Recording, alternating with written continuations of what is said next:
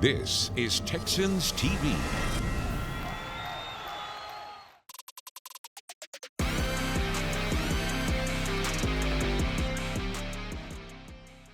The Texans are back. That's right. Texans Playbook is right now, and Houston is hosting the Miami Dolphins on Sunday at NRG Stadium. This is going to be a fun show. I'm Drew Doherty, your host, because later on, we've got to inspire change. Plus, we have a shuffle with Chase Beat. But we begin with the head coach, DeMeco Ryans, talking with the Texans Radio crew. In studio with us, head coach DeMeco Ryans, back from the bye. Coach, how was it for you? How much did you unplug?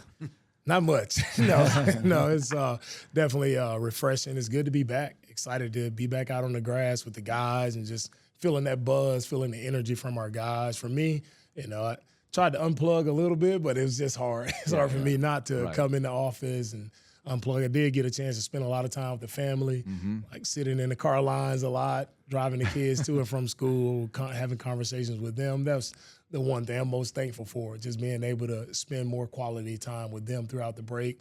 And that was very beneficial for me. Joyous just to be around them as much as I could. That can be productive time in the car lines, right? No doubt. You get a lot of great questions, a lot of great conversations in the car line. I'm telling you, kids at your age, the kids of your age, they can come up with some questions and make go, hey, man, I hadn't thought about that. Okay, maybe I need to take that under advisement. Coach, when you walked in and you talked to your team today and you think back to like before the bye week, could you sense like, oh, yeah, we definitely needed that bye? Like your players coming in there feeling refreshed, revitalized this late in the year? Because I know it felt like everybody we talked to, man, we were done with Jacksonville. I was like, oh, man, we need this bye. Did you kind of sense that when guys walked in, like they look refreshed, they look ready to go? Exactly. That's exactly what I felt. Stepping into the team meeting, seeing the guys, down lifting this morning. You feel that energy. It's like, man, we needed that getaway. Yep. And now I feel that also that sense of urgency, like, okay, now it's time to get to work. Time to go. Now it's time to go. It's time to go finish the season strong. And I'm excited to be back, feel them back, and just like how I'm also so excited for just how much better we can play. Just watching some of our tape over the break, just seeing how much better we can play and we execute the right way and we play together as a team. So I'm excited to see us continue, and even at this point of the season, have opportunity to grow, get better. I'm excited for it. Coach, as you've had some time to reflect, what about team identity? How important is that, and how do you see it with the Texans heading into these final 4 games of the regular season? Yeah, with our identity, right, it's still that swarm mentality from our offense, defense, and special teams. That's who we are, right? And that's just operating with precision. That's the first and foremost. Like when I talk about precision, it's just everybody being on all the small details of your job, being exactly where you're supposed to be. Like when we operate with precision, then we play with exceptional effort. And I see that identity, it shows up at times for us, honestly, but I want to see it more consistently. Like the effort, a lot of big plays gotten out on us, especially defensively, because the effort wasn't all the way like it needed to be. So we need to pick up that part of the effort, and then the physicality piece. Like we want to be the most physical team when we step on the field, and that's who we're becoming, right? And it's always still a process as you go throughout the season of playing with precision, effort, and physicality. That's who we are, right? And we show it at times. We just have to be it consistently. You've rubbed off on me in a sense, Coach, because I'll watch college games now, and I know that's kind of off in the distance. But I watch a guy and I go, "Is he swarm?" Like that's what I want to know. Like I don't care how good a player is, but like, can he fit here? Like that swarm mentality is like what I want to see in every player that you have going forward. So you definitely rubbed off from that perspective. Miami's coming up, and man, I don't even tell you, they're fast. There's something you did talk about at the press conference. But as a defensive coordinator, facing a team that's that fast, I know it sounds obvious, like, oh, they're fast, they can run by you. Well, like, what are the biggest issues when you're facing a team that's got that kind of explosive ability? Like, in a snap, they can take one to the house, no matter where the ball is, where it's thrown, how it's handed, all that. Yeah, the biggest thing is going to come down to, like, at the point of attack when it's time to tackle, like, you think you're there, but you have to take that extra step, and our guys just really have to realized this week, like, I need to take that extra step. And it's okay if you shoot your gun and you miss, because if everybody is swarming and running to the football, then we don't really worry about the missed tackles, or you can't be concerned or worried about, oh, if I miss him, no, everybody's going to be around the football. You just go and shoot your shot. And when you shoot, you may just make the guy hesitate. Right. And that's all we need. We need the guy to hesitate so all the other 10 guys can come and swarm the ball carrier and try to take the ball away from him. But the speed, if you mess around and you miss, like, they just have the ability, especially the receiver, where they can take a slant to the house, the back A-chain. They do a really good job in the screen game getting him the football. And he can take a screen, and he has that explosive speed to take it all the way to the house. So that's where the speed shows up. What's the key in defending a screen, since we're on the subject here? Because sometimes guys, they do get fooled, but you can't be fooled, but you got to be ready for anything. So how do you handle that? Right. The key to the screen is, first off, the D-line having great awareness, right? When you're not blocked, you have to be able to stop in your tracks and just turn and follow the offensive lineman. So the offensive lineman who just left you, I always say, you get in his hip pocket and you track him, and he's going to take you directly to the football. That's one key with the D-line. And then on the perimeter, like, whether you're in zone coverage or man coverage, we have to have the edge set at the numbers. So you want to have the edge set at the numbers, and you want to force that guy back into our D-lineman who should be chasing the hip. You force him back into the D-lineman, that's when you get the big hits on the screen. But a lot of times when the screen gets out, D-linemen are way too far upfield. There's no edge set on the perimeter, and a guy can, get explosive play after explosive play on the screen. Coach, I know it was 2023, but you did face these guys in practice at least and in a preseason game. And I know you can't get a lot out of the preseason game at that particular point, but going against them in practice just to kind of feel that speed. I know Waddle didn't participate, but Tyreek was there. And feeling his speed and knowing his speed and changing the angle as a player, like, hey, I know if 10's got the ball, I might not need to beat him here. I might need to beat him here. Does that help that you guys have at least faced him to at least be on the same field to kind of feel that speed? I think it helps a little bit, but at the end of the day, like, it's so long ago where we have a lot of different guys who are here now that they have to actually go out and do it. And I think I know we have the guys with the right mentality, especially on the edge, like with Kamari and Steen. We just have to play physical at the line of scrimmage. When we get the opportunity to, we have to play physical at the line of scrimmage to try to slow down Waddle and Hill. Well, with Hill, let's get into him a little bit because it's unique. It seems like you can throw the ball as far as possible, and he's going to find a way to track it down. His ball location skills are outstanding. His ball, I mean, it's off the charts. When you look at, like, how many catches has he made looking over his shoulder. He's an exceptional talent, right? And he's one of the best receivers in his league. Has been the best since he's been in the NFL. Like, just play after play, he has a highlight show, right? And you try to eliminate those highlights by playing him physical and getting on him as much as you can. He's going to get touches. He's going to get plays, but we can't, you can't lose our mind. If he makes a big play, like, it's not out of the norm. That's what he does, but you just can't allow that big play to go for 6. Yeah, how about that mindset, Coach? Because it's almost like basketball. The other team's going to score some baskets, right? They're going to get theirs, but you have to limit it as much as possible and maintain your attitude out there. Yeah, the biggest thing is you have to limit the explosive plays with these guys. So, limiting our safeties will play a big role in this game. Like, when the play, if it does happen to break, we don't want it to break, but if a play does break, our safeties have to do a great job of what we call erasing that play from our defense, and that's erasing it by not allowing points. So our safeties have to play big this game, corners have to play big, and if we get the opportunity, the ball comes out so quick, but if we get the opportunity to rush, our D-line could play a big factor in this game, but it's always going to start with the coverage and being tight in coverage versus their receivers. Coach Weave has taken over as defensive coordinator for Miami. He's done a nice job thus far.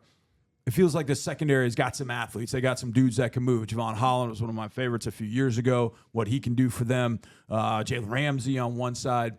But up front, they got a few guys that can move. Seiler inside is a guy that can do some things. What do you see with that Miami defense that CJ and the offense will have to contend with the most? Yeah, first and foremost, we have to contend with their D-line. Bigger defensive line. They'll have a 5 down front, so bigger line that we have to contend with. A lot of power. Seiler does a good job inside. Then you have Chop Robinson, who has the speed coming off the edge, and rookie who's figuring it out, playing some productive snaps for him. But I think for us offensively, we have to find that soft spot in the middle of their defense. And I think that's where the linebackers think we can kind of make some plays in the middle of the field, outside, and in the deep end. Holland, as you mentioned, he's an exceptional talent, really young player who's ascending, playing really well. Ramsey, all-pro. He's been productive player for every year of his career. He's been one of the best corners in the league. But we have to move our guys around, right? Make them communicate on defense. And we still have to try to expose the middle of the field. When we return, the GM speaks. Nick Caserio joins the program. Texans Playbook is sponsored by Community Coffee, strong as our roots, by Reliant, the official energy provider of the Houston Texans, and by your Houston area Ford dealers. Ford is the best in Texas. We're back here on Texans Playbook, and we appreciate you checking us out. We just heard from the head coach, DeMeco Ryans. Now, General Manager, Executive Vice President Nick Caserio has his time with Mark and John. In studio with us, Executive Vice President and General Manager Nick Caserio. Nick, back from the bye, how was it for you? Fellas, good to be here. Like we never left. Yeah, it is like we never left. You probably never did leave, though. Yeah, that's right. You were even coming in here on Sunday because you had a family At event the here. Energy Arena. My youngest daughter had a cheerleading competition, so she was here at 7 o'clock Sunday morning. Oh, my gosh. How It was did like that being go? a part of game day. She did a great job. She did an terrific. awesome job. It was a lot of fun. That's got to be stressful to watch, though. More for my wife. Okay. I'm just there and just let them go through it. She's hooting, hollering, screaming. But it was awesome. It was really good. It's got to She be had cool fun. to go through that with her, to be able to be there, to have the bye week. I know we've talked about all the negative things about having a bye week so late. Everybody's so tired, fatigued, but the timing works that you get a chance to be there for that. It's great. No, last week I had a chance to do that on Sunday, and then it was the middle of the week, later in the day, our middle daughter had a soccer game, so to be able to go over there and watch her play soccer. So lose sight sometimes. Like, we have a job to do, but we're also husbands, fathers, dads. I mean, so we want to make sure we don't lose sight of what's important. Is there a time of year where you really unplug? Is it that break between mini camp and training camp? Yes. Once you get through, call it May into June, so really June, call it middle of June to middle of July, is literally unwind, nothing. The building's empty, everybody's away. That's the opportunity to really just be away from football, understanding the rigors of what's going to be in front of us. There was some talk last year, Nick, and I don't know if you want to speak to this or not, but that time is pretty important because families are getting out of school, kids are getting out of school, so you get that chance. Well, there was some talk last year about kind of moving the off season, kind of changing it around. And I remember seeing a couple things from scouts that were unnamed. I was like, man, if we lose that time, holy cow, when are we ever going to be with our families? The one thing we all learn being in the NFL, you'll adjust and adapt to whatever the situation, the circumstances are. There will likely be some level of discussion in the offseason about how to best structure it. So whatever the rules are, we'll be prepared for it either way. And we adapt and adjust in this league. That's probably a hallmark of a lot of people that are doing this. All right, so not to ask for a State of the Union here, Nick, but we're going into a really tough 3-game stretch. Nothing more important than Sunday against the Miami Dolphins. And coming off the bye, what are your observations and thoughts as you embark on the final 4 games of the regular season? Yeah, it was a good opportunity last week for the team to just really get away. Honestly, for our situation, less was more. So we didn't practice. We came in on Monday, met, went through some things.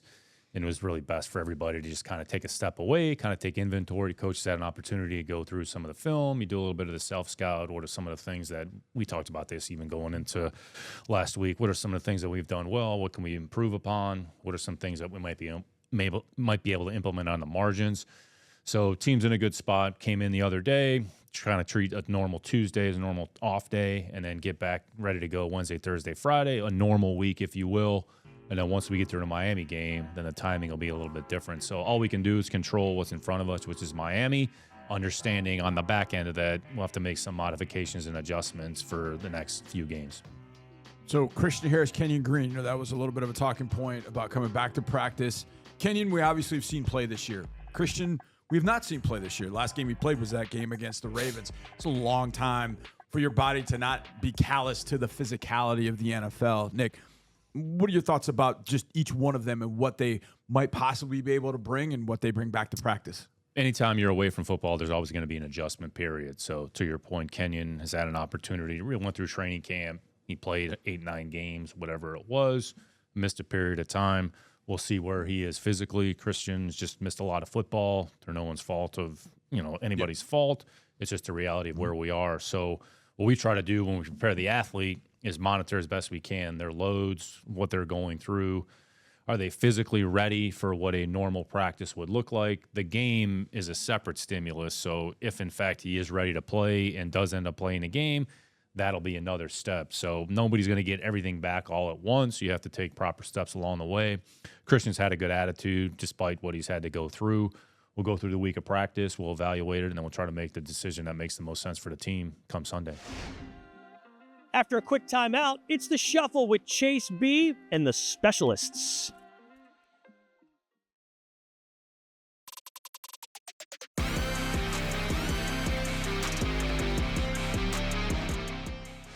We've had a lot of fun this season on the Shuffle with Chase B. It's a new podcast we introduced featuring the DJ and superstar record producer. Chase is a huge Texans fan, and he had a fun time earlier this year with kicker Ka'imi Fairbairn and punter Tommy Townsend. What's going on, y'all? Welcome to the Shuffle. I'm your host, Chase B, and we are here joined by, I'm not gonna lie, this might be like the littest special teams duo ever. You know what I'm saying? I'm loving the energy with these guys. We have Ka'imi Fairbairn here and Tommy Townsend. We're not gonna take up too much of y'all time, but appreciate y'all coming here and sitting down with us. What's going on, y'all? How you feeling? Yeah, what's happening? Great to be on. Thanks for having us. So, just like some background information on you guys. Ka'imi, you're obviously from Hawaii, and what's just like the sports culture out there compared to just the whole mainland U.S. when it comes to just even high school sports and just the pipeline of getting to the NFL from where you're from? Yeah, I think we have a pretty good showing as far as Hawaiians in the NFL. Like Marcus Mariota was great above me. Matt Taiteo, we went to the same high school. So there's definitely a culture there of football, but it's not too much different than the mainland. All right. Obviously, you got the ocean sports that are big. Right. And were you involved in those when you were growing up? How involved were you with the ocean sports when you? Shoot, I was a land sport, to be honest. Oh, right. I love land sports. My brother was big into the ocean. I grew that love for it. Now all I want to do is go back home and jump in the ocean. Yeah, or like there's paddling, surfing, obviously. I didn't do too much surfing, but I plan on learning and getting good at it. Oh, or a little beach volleyball. Beach volleyball. Were you locked in on the Olympics? Do you watch any sports? Oh yeah, we had it playing 24/7 pretty much. Yeah, in Cleveland. Yeah. So Tommy, you're from Florida. What's that like? What was your high school upbringing? First of all, were you both soccer guys growing up, being kickers and punters? Were you both involved in soccer? I mean, I wasn't. He is. We kick a soccer ball around like before practice, just like warm up a little bit. But yeah, I think the last year I played soccer was like maybe like third grade in the little like Catholic youth league. Yeah, it was like the co-ed like Catholic youth league. So like I think third grade was probably the last year I did that. But growing up it was just like every sport: football, baseball, basketball, lacrosse, stuff like that. And then I just kind of like slipped into the punting thing. I mean, I was a running back growing up, and then I played corner and safety in high school, and I played baseball. And then my brother, he started punting like his sophomore, junior year. Right, and he was in the league too, right? Yeah, he was drafted by the Raiders in 18. And so when he was coming out, he started getting some scholarship offers, and I was like, shoot, like little brother mentality, like right. I'm a little brother too, man. I can relate for real. Yeah. Is it true? I did some research, bro. Is it true that you run a 4.7? Is that accurate? Did you run at the combine? Yeah, I ran at the combine. Should have ran 4.7 something at the combine. I wish I would have trained for it. I just kind of like went out and like ran it. Like I was telling myself going into it that I was going to train for it, but I mean, there's such like a big like kicking focus, like obviously going into it, because that's what I'm there for. I'm not there for doing like the broads and like the 5.10 5s and like all that stuff. Yeah, a couple of guys like the other specialists were doing that, and I was like, you know what, I'll just run it too. That's dope as hell. So I want to ask you guys, I feel like one of the most exciting things about football are fake punts and fake field goals. How many have y'all run either in the pros or in college, and what's like going through your head when those plays are called? Have you run any fake? I hadn't had once, and not even high school, man. For real? I think it's me or something. I don't know. We got to tell DeMeco, man, hey, we running some fake field goals this year, man. You got to. Yeah. We plan them, but once it comes, the perfect situation has to come up. Yeah. It's harder to get field goal fakes than it is like punt fakes. Like the scenarios don't come up that much for field goal fakes. Right. Usually they want to take the points, get 3. Right. Yeah. What about fake punts? What's the vibe with that? So like the only ones I had in college, they were all like running fakes where I'd just like catch the ball and just kind of like eyes down, sell it as a punt, and then just like take off. But then in the NFL, they've all been throwing fakes, so it's funny that there's just kind of been like a switch. But there's definitely opportunities for both, but it just kind of depends on the team and like the situation. But the throwing ones are pretty fun though. That's fine. Nah, I'm not gonna lie. On Madden, you know what I'm saying? I'm a 4th down. I might run some fakes. I need to get like I wonder what my passer rating on like Madden. Yeah, like, I need to get like my throw power up, like do like a little challenge like out on the field or something like. How close attention do y'all pay to that, like Madden ratings and like that? I'll check it every now and then. Like, tell me, yeah. I'm not gonna lie, Kami, I think you've been my fantasy pause. I don't know how to say this in person, but I think you've been my fantasy kicker on my fantasy team for like the last like 4 years. And it's crazy because aren't you about to be like the Texans like all-time leading scorer when it comes to points? Oof. Which is wild. Not to put any like pressure on this season. Yeah, hopefully we score a lot more points, but I just go, one at a time. Yeah, for real. What was it like? So I know you had like a small injury last year, and the homie had to come in and kick a couple field goals for you. What was it like watching him do that? That's a tough thing to watch. I can't imagine. You're supportive, it's all about the team. But yeah, when you're watching somebody else, do your job, right? It's uncomfortable. Mm-hmm. So yeah, we worked through it. Unfortunately, it's not my first injury. But yeah, I was glad to come back. Right, needed you back strong. Yeah. Word up.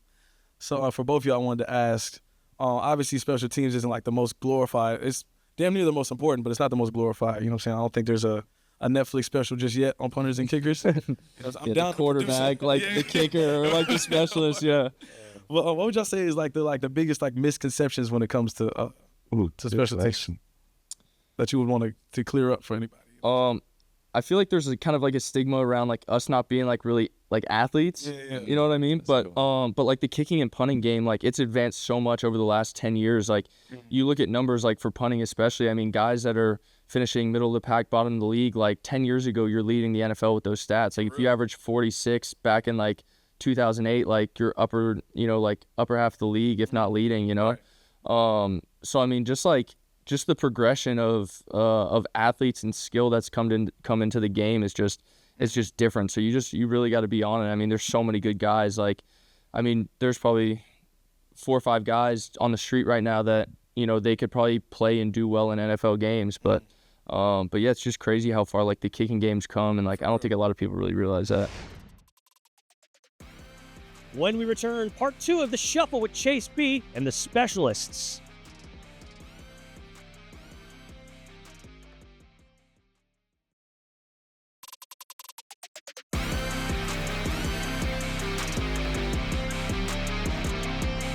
We're back here on Texans Playbook, and Houston getting set for a final push into the postseason, hosting the Dolphins here at NRG Stadium on Sunday at noon. And now it's time to go back to part 2 of the Shuffle with Chase B and Tommy Townsend and Kaimi Fairbairn. So on the flip side of that, right, I got to ask y'all, when a return man breaks, right, say and you guys are the last man standing, right, when it comes to defense, what is like the worst situation you think you've been in when it comes to a return man? Yeah, we make this joke all the time. So I got the old school diaper chin strap. So it's just like, Brett Favre, Aaron Rodgers, like that's what it is. Bucket. So whenever I make any sort of contact, that thing ends up on my nose right here. And the camera always kept helmet just sideways. Word. But whatever you gotta do to get them down. What do you think your career number of tackles is? 7. Do you remember like all 7 down there? Is it like a it's memorable. It's memorable.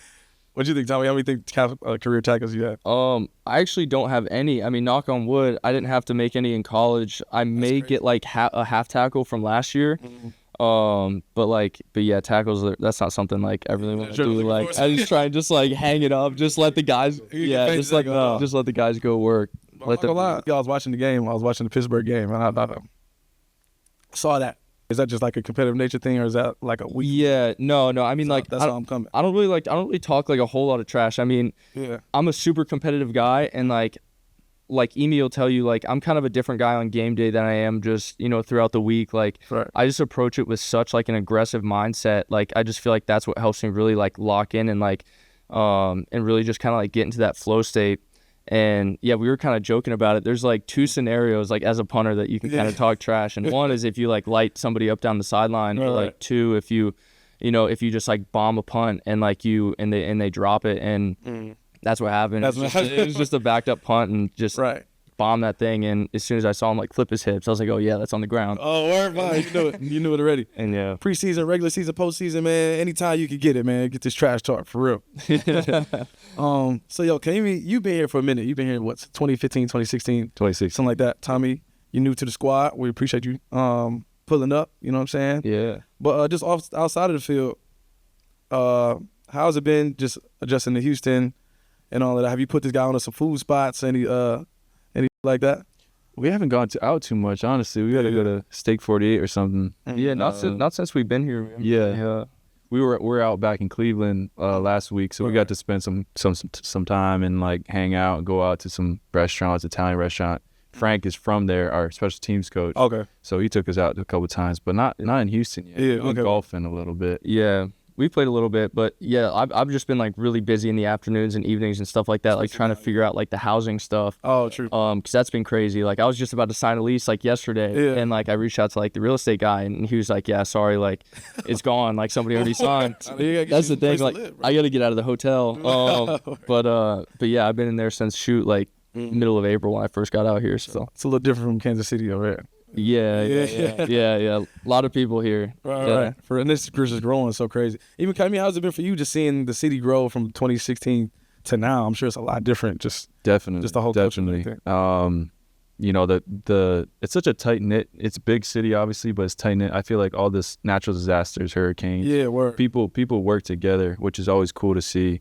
And then just as an organization, how much it's grown. The McNairs have done a great job. Right. They put so much into it, and like how this place is built, the right people, and Coach DeMeco, like everybody from the top to the bottom, from top to bottom, it's been incredible to watch. Yeah, I feel like the switch you guys hit over like the last 2 or 3 years has just been immediate, man. So shout out to Coach DeMeco for that. It hasn't been easy. You felt it, like his first game on the sideline, you felt the whole new energy. Oh, absolutely. From the moment he walked in the door. But yeah, those 2 or 3 years where we were just terrible. Right, yeah. Terrible. And to see it come out of that is a blessing. So I can't end this interview without, me, man, coming here as a DJ. We got to talk music a little bit. So what's y'all pregame playlist? What does that look like? What does it sound like? It kind of changes up for me. It changes up because sometimes like I need to like calm down a little bit because I get too amped up on game days, because like that's just the kicking game. Like it's all about like finding like a perfect level of focus, and like and for me, like if I get too amped up, then like I get like a little like too like sporadic with my thinking, whatever. So like sometimes it's like some like nice easy country, and then like other times like like I'll play some rap, like get it going, like what's like new guy like Bossman D-Lo? Bossman D-Lo, man. I feel like he got football season on lock, man. I feel like it belongs to him. Yeah, you've just been playing that like nonstop in the locker room, but yeah, that gets me going. Like he's got some good stuff. So who's on the team is like the rap coordinator? Like who's like, all right, we've got the Ox. Yeah. Who is it? It's I don't know. I think like Dari or MJ had like an iPad that they had in there going for a while. Yeah, they would like go through playlists. I think Aziz got the Ox. He's right next to our middle linebacker. Oh, really? Yeah, exactly. Yeah. Do any guys like request music for practice? Like, is that how they like select? Like, sometimes. Yeah. I know they do that. DJ Morgan, shout out. Oh, so Kamey, who's on your pregame playlist? Shoot, like him, it varies. A lot of times, just like some reggae, Hawaiian music, something easy. I've been on that a lot lately. Yeah. I've been talking to him about some of that music, but we share some love with that. Yeah. And then if it's something upbeat, my favorite was always Kid Cudi. Fire. Oh, okay. Yeah, I like that. Mm-hmm. Shout out to Kid Cudi, man. I feel like he needs, you know what I'm saying? Give him his flowers real quick. Well, y'all, I really appreciate y'all pulling up, man. Looking forward to the season. I'm going to come to as many games as I can. Appreciate y'all coming. Appreciate the love, man. Bro, enjoy the season. and go crazy, y'all. For real. Yeah, man. Appreciate it. Good talking. Yeah. Appreciate you. When we return, Jalen Pitre is in the spotlight.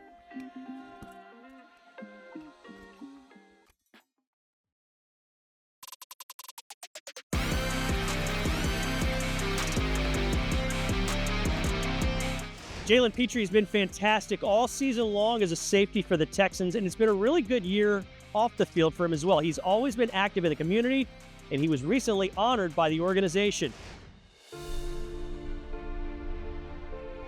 I understand that I do play for a professional team in the Houston area, and I do understand how much exposure we get as a team. So I think it's just my duty to just help shed that light on others that really do need it.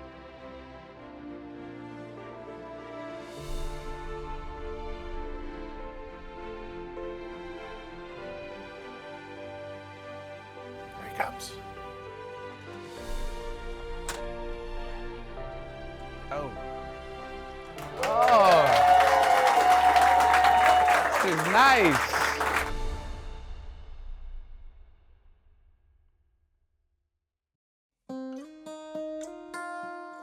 As a father, everything that you raise your son to be, giving, caring about others, it's used. It's used for our family. It's used for the city of Stafford, our friends and family. It comes back to the way he was raised. We raised Jalen to be very humble, very giving, and just be very respectful. And it's coming back. And the Walter Payton Award, like, wow, that's our son.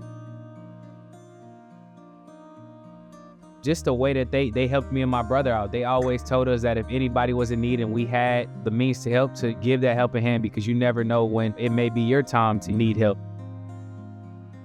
As a freshman, a lot of the juniors, seniors really looked up to him because he's the type of person who, if he's going to do something or if he's going to preach something, he's going to be the first one to do it.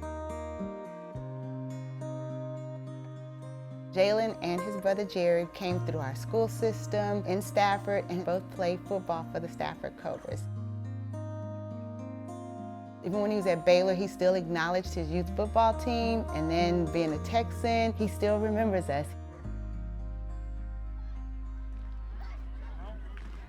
How y'all doing? What up? What's up, bro? Good? I met him in about second grade when I first came to play for the Cobras, actually. He was one of my first few friends when I came to Stafford, and we kind of met and grew our relationship through sports, through football. And a Ric Flair! All the way up to middle school, high school. We've been playing on the same field.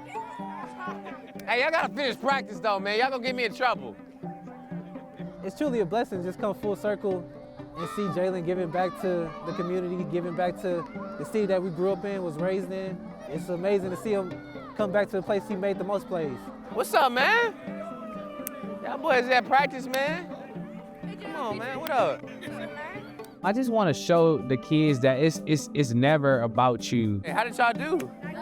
I did good. Good job. It's never about you. It's always about what you can do for others and the ways that you can help others. She out here. She tough, man. I love to see that. That's different for sure. Yes.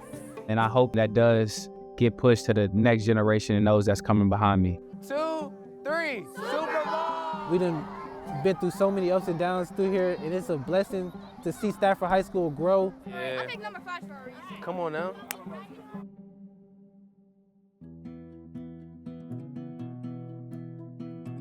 When he would come home from high school, he would always say, "Mom, you fix dinner?" And I'm like, "Yeah." He said, "Well, make sure that you fix my friends a plate."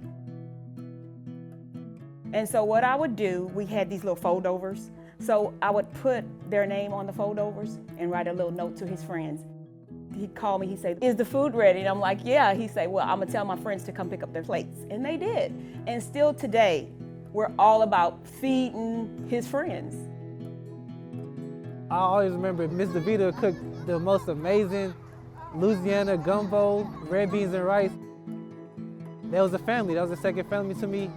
They truly took us in like their own kids. They eat there and then they take a plate. And he's always looking to make sure that other people eat. Jalen would give the shirt off of his back to anybody. He's that type of person.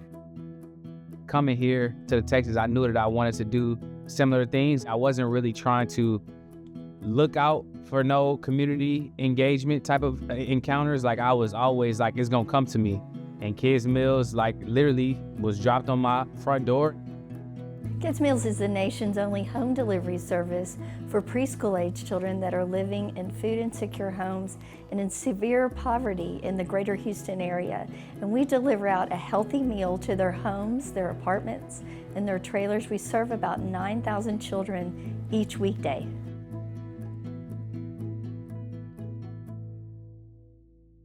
I first started off with Kids Meals because I ran across this dude by the name of Rodney Crow. He let me know about Kids Meals and what they were doing in the Houston area, and he told me that he thought I would be a great fit for them. After that, I ended up touring the facility and talking to a couple people that work there, and actually taking a drive by, which is where they go through neighborhoods and deliver the food. And I seen how much of an impact they had, so I knew that that was what God had for me.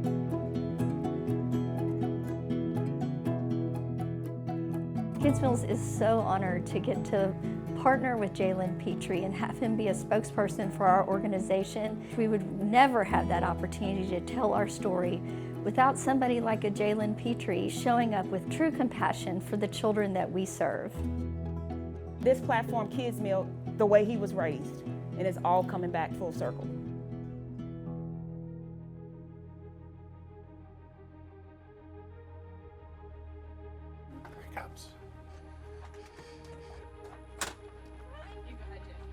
Oh.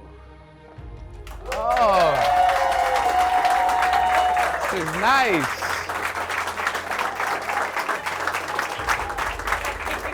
Thank all y'all. This is real nice. Congratulations. Yes, sir. Appreciate you. You're the Houston Texans nominee for the Walter Payton Man of the Year. Wow. We're really excited. That's crazy. Thank you. Ready? Sir. This is crazy. Ain't that great? Yeah, I appreciate y'all so much. This means a lot. Wow. Yes, yes, yes. Take it in. God is good. God is good.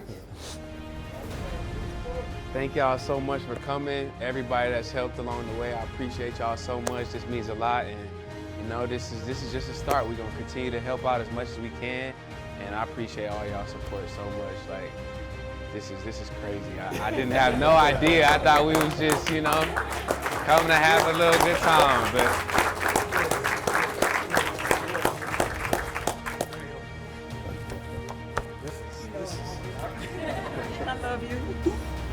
I'm proud of you. I have tears in my eyes, but it's all good. I'm super proud of you, man. Everyone's crying. Yeah. Man, y'all surprised me with this one for real. Seeing all these faces, I appreciate y'all so much, man. Gosh. So I take it as, since we all here, we might as well get in the kitchen and do some volunteering if we. Let's go. Let's make some meals. I don't know if they got it set up. That might be a, you know what I'm saying, but that would be nice. Because that's what I came for, so might as well put in some work, for sure. I'll just hand you the sandwiches so you could just, so we could just have a nice rotation. When Miss Pitre gave me the phone call, I kind of contemplated, because, you know, Jalen will be the first one to tell you, you know, we don't miss work just for anything. And, you know, I wouldn't have missed it for the world. I really wouldn't. He's a very, very special person to me. He just does for others, and he enjoys it. It's something that he believes that, you know, God put him here for that purpose, and that's what he's going to do. That's where the real work happened, right here, man. Right here. I was so ecstatic when they reached out to me and asked me would I be a part of this. I was like, absolutely, because he's done a lot for us, and I want to just be here to celebrate him and his accomplishment. He has a true care and concern and shows up daily to help children in need. Some kids, they can be on this platform and just forget about everything, but I don't think you have to worry about that with Jalen Pitre. And we're proud to say that we instilled that in him. it means a lot.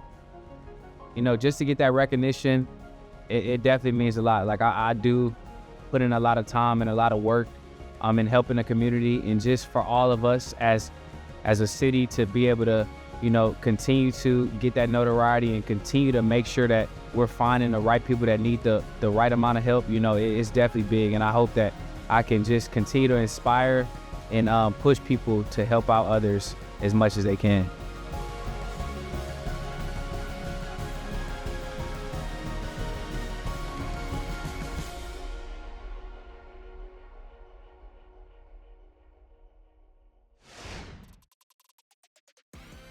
After a quick break, it's Inspire Change time.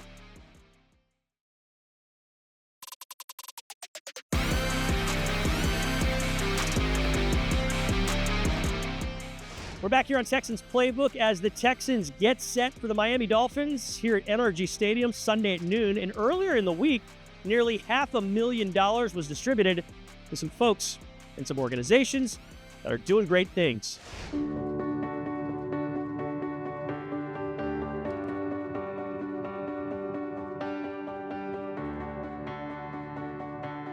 What a tremendous event we have for you today. Inspire Change Grant event. Give yourselves a round of applause for being here today. Yeah, we play football, great events on Sunday, but we love doing this and so excited for today. So thanks for being here. We've been doing this since 2021, and this aids program seed projects and creates partnerships that support social justice and racial equity efforts in Houston. This year we are giving away $455,000, which is the most we've ever given away. Woo. And that is thanks to our partnerships with ConocoPhillips, Coca-Cola Southwest Beverages, and Ashley. We couldn't do it without them. Inspire Change is more than just a grant program that recognizes organizations making an impact in the community. Inspire Change also highlights the work of the fearless individuals who pound the pavement and advocate for equity to uplift their community. That's why we're all here. We like to call these dynamic leaders change makers, and we have one in the building with us today. For more than 20 years, this person has dedicated his life to student athletes as a teacher, mentor, coach, and assistant principal. He has been a champion for the Houston Texans, helping us continue to grow the game of girls flag football, expanding our reach and providing opportunities to young female athletes. He oversees more than 70 middle and high school programs, 1,900 coaches, and 20,000 student athletes. There's some numbers for you, all right? Everyone, please stand and join me in celebrating Houston ISD Executive Director of Athletics and UIL Activities, Andre Walker, as the 2024 Houston Texans Inspire Change Changemaker. Andre Walker. Come on down.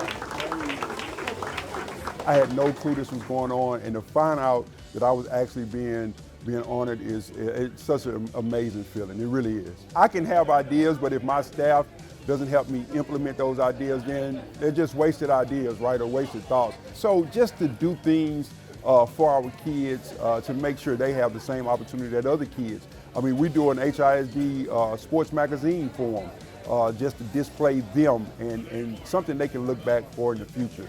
And so we've done a lot of things, and we hope that they enjoy it. And again, couldn't do any of these things without the staff that I have.